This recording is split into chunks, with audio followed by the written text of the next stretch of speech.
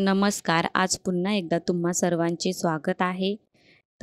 आज मी तुम्हाला दाखवणार आहे, की तूप कसे तयार करायचे आणि ते पण वर्ष 2 वर्ष छान असे फ्रिजमध्ये ठेवा किंवा बाहेर ठेवा, कसे काही टिकून राहणार हे पण मी तुम्हाला सांगणार आहे.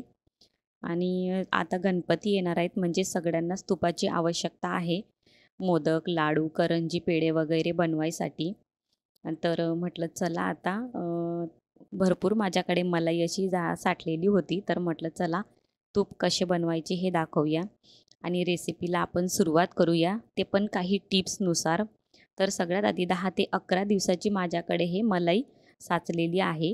दूध गरम करून मलाई सगळ्यांनाच व्यवस्थित काढता येतं आणि हे मी थोडं गार पाणी घेतलं आहे आपल्याला लोणी तयार करण्यासाठी. तर मिक्सरच्या भांड्यामध्ये सगळ्यात आधी मी हे मलाई टाकणार आहे. कमी जास्त ते तुमच्याप्रमाणे तुम्ही घालू शकता. तरी पण छान असं लोणी तयार होऊन येणार आणि अर्धा अर्धा मिक्सरचं भांडं जास्त मी पाणी घातलं आहे. थोडंसं कमी ठेवायचं. अर्धा ते 1.5 इंच असं थोडं कमी ठेवायचं आणि मिक्सरमधून 2 ते 3 मिनिटे छान मी फिरवून घेतलं आहे आणि तुम्हाला दाखवते की किती मस्तपैकी झटपट असं लोणी तयार झालेलं आहे. काहीच वेळ नाही लागत. एकदम झटपट होतं.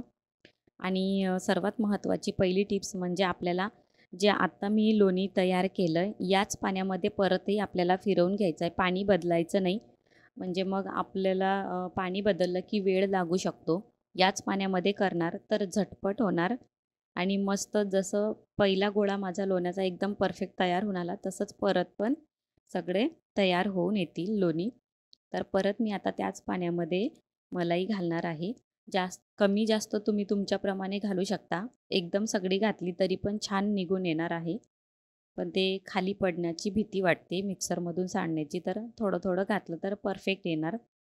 आणि बघा परतही किती छान असा परफेक्ट गोळा आपला तयार झालेला आहे लोण्याचा.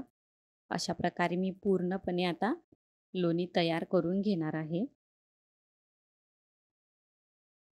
आणि या लोण्यामध्ये मी आता थंड पाणी टाकणार आहे.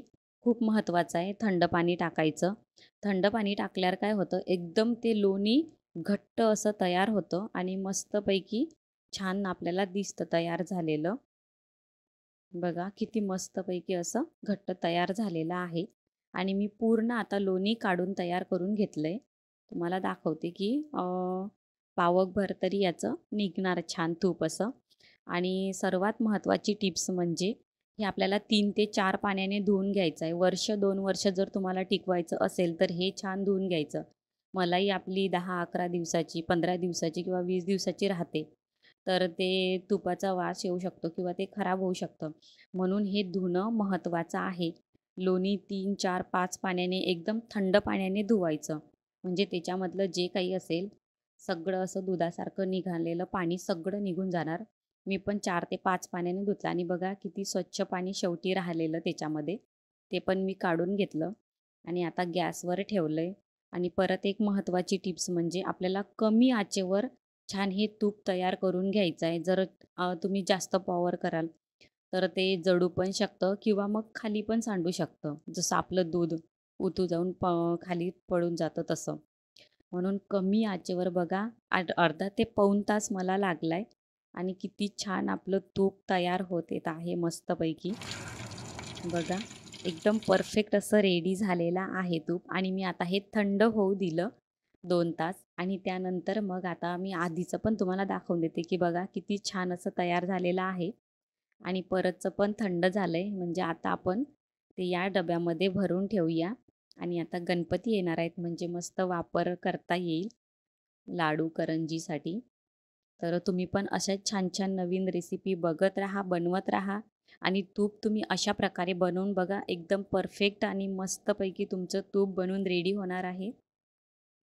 आणि माझ्या चॅनलवर नवीन असाल तर लाईक करा, शेअर करा, सबस्क्राईब करा. आणि तुम्हाला परत एकदा तूप दाखवते मी, की किती छान असं परफेक्ट झालेलं आहे. मस्त पूर्णपैकी झालं माझं गाळून आणि अर्धा किलोच्या जवळपास सगळं तूप हे बनून रेडी झालेलं आहे. आणि बघा किती मस्तपैकी झालेलं आहे. पुन्हा भेटूया नवीन एका व्हिडिओ बरोबर. मस्तपैकी झालेला आहे आणि आता मी हे पॅक करून फ्रिजमध्ये ठेवून देणार. Bye bye.